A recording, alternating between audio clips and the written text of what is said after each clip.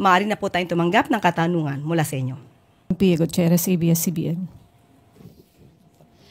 Ma'am, balikan ko lang yung tanong ni Maricar kanina regarding yung sa pag-compare kay dating Pangulong Duterte kay dating Senator Ninoy Aquino. Yung statement kasi ni Vice President is more, I think, on the security ng dating Pangulo sa pag-uwi niya sa Pilipinas. And I quote yung sinabi niya, sabi ko, yung kagustuhan mo na umuwi yan din katapusan ng buhay mo, magiging Ninoy Aquino Jr. ka, at sinabi niya sa akin, kung ganyan ang kapalaran ko, so be it.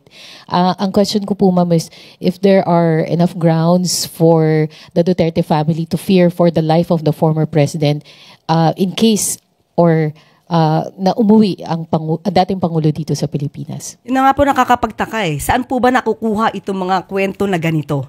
Saan po nakukuha ang pagkukumpara kay dating Ninoy Aquino? Saan nakukuha yung mga threats? As a matter of fact, hanggang ngayon, yung sinasabing threats kay VP Sara, hindi pa rin po na ipapakita sa NBI at saka sa PNP. So saan lamang po ito nakukuha? Kailangan po natin kasi ng mga materyales, ng mga ebidensya bago po magsagawa ng ganitong mga klaseng statements. Wala pong katotohanan yan. Sa papong tanong mula kay Clisel Pardilla, PTV.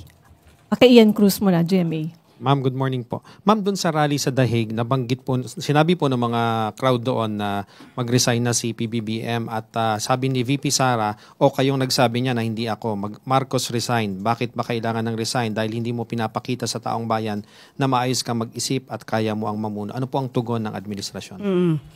Kung pinag-resign po nila ang Pangulo, sino po ba ang makikinabang? Kahit sabihin po ni VP Sara o kayo nagsabi niyan, siya pa rin po ang makikinabang. Sasabihin po ba na walang kakayanan mamuno? Paano po natin masasabi ito? Kung ang pinapailal po natin ay ang batas. At very transparent po tayo sa anumang mga transaksyon.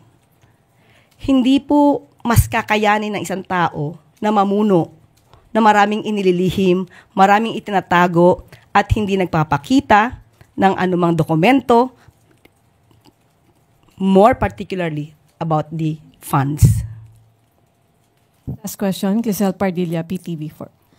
Yusek, Senator Bato de la Rosa told you, Miss Castro, akala niyo mga santo kayo. Hindi nakakabuti yung gagawin kung pag-evade ng arrest, pero yung ikabubuti ng bansa ba yung ginawa niyo? How do you respond to that? Hindi, I know. We are not saints. Lahat tayo hindi santo. Isa pa lang ang nagiging santo sa Pilipinas, si St. Lorenzo Ruiz. Dalawa. Sino pa iba yung isa? Kalunsod. Yeah. Okay, St. Kalunsod. Okay, dalawa na. Hindi pa po tayo napapasama doon. And we know that. Mukhang malayo po mangyari yun. Unang-una po, pinapatupad lamang po natin ang batas. Sinabi naman po niya na valid ang warrant of arrest. Ang sabi din po natin, bakit natin sinusuko daw ang soberenya? Hindi po tayo nagsusuko ng anumang soberenya. Sino ba ang naunang magsuko ng ibang parte nating karapatan sa ibang bansa? Tayo po ba? Muli, sasabihin natin, inamin na ni Senator Bato, valid ang warrant of arrest. Siya na ang nagsabi. Kung siya man po ay magtatago, hindi magandang maging modelo ang katulad ni Senator Bato na dati nang naging PNP chief. Hindi magiging magandang modelo yan. Dahil yan po ay nag-iinggan niya sa taong bayan na kapag may warrant of arrest, ay kailangan ng magtago na lamang. Okay. Sunod na tanong kay Rizal Insigne, IBC. Microphone.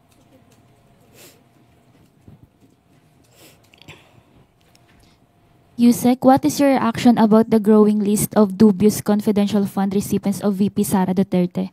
House Deputy Majority Leader Paulo Ortega cited more names like Amoy Leo, Fernan Amoy, and Jody Asim. And they even call it Team Amoy Asim po. Yes, we believe that VP Sara has the obligation to tell something about this, to tell something about these discoveries. Marami na po ang naglilipa na patungkol sa mga peking resibo na di umanong na issue po ng opisina po ni VP Sara. So, mas mabuti po, sinasabi naman po niya na dapat po tayo ay may transparency. Mas maganda po na mauna po siya na ipaliwanag ito. Sunod na tanong, Marical Sargan, Brigada FM. Good morning po, Yusek. Sa pagtitipon din po sa the Netherlands, nabanggit po ni VP Sara sa kanyang speech, as I quote, sabi ko, yung kagustuhan mo na umuwi, yan din yung katapusan ng buhay mo, magiging Ninoy Aquino Jr. ka. Any reaction po from the palace? Inahahalintulad ba ni VP Sara ang kanyang ama kaya sa yumaong Ninoy Aquino?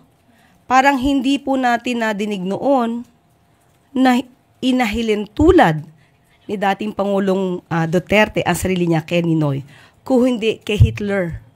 Meron po siyang sinabi mismo, sinabi pa niya dito, and I quote, Hitler massacred 3 million, actually it's supposed to be 6 million Jews. Now there is 3 million, what is it? 3 million drug addicts in the Philippines.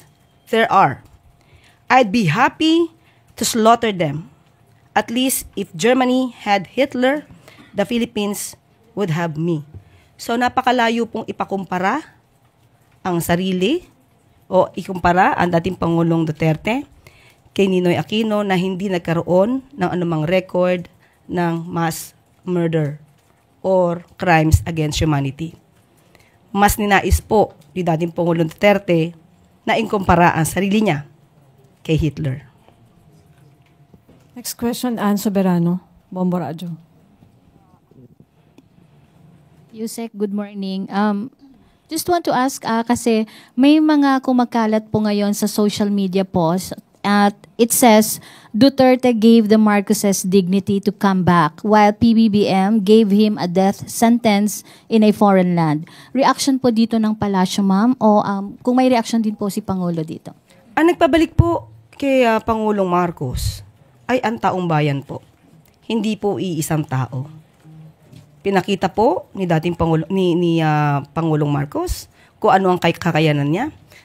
Kung inyo pong matatandaan, hindi po ba mismo ang dating Pangulong Duterte ang hindi naniniwala kay Pangulong Marcos? He even said that PBBM is a weak leader. Papaano niya masasabi na inangat niya ang dignidad ni Pangulong Marcos kung siya mismo dati ang nagbababa rito? On the other issue, ma'am, nakatakdang bumisita si U.S. Defense Secretary Pete Hegseth dito sa Pilipinas. May scheduled meeting po ba siya with PBBM at possible po bang matalakay ang issue sa West Philippine Sea considering patuloy po yung pagiging agresibo ng China? At kung ang pakay kasi ni Secretary Hegseth ay para palakasin po ang regional security. Confirm po ang pagbisita po ni U.S. Defense Secretary Hegseth. Pero po ang mga detalye po niyan ay ang magbibigay lamang po ay ang DFA at ang DND po.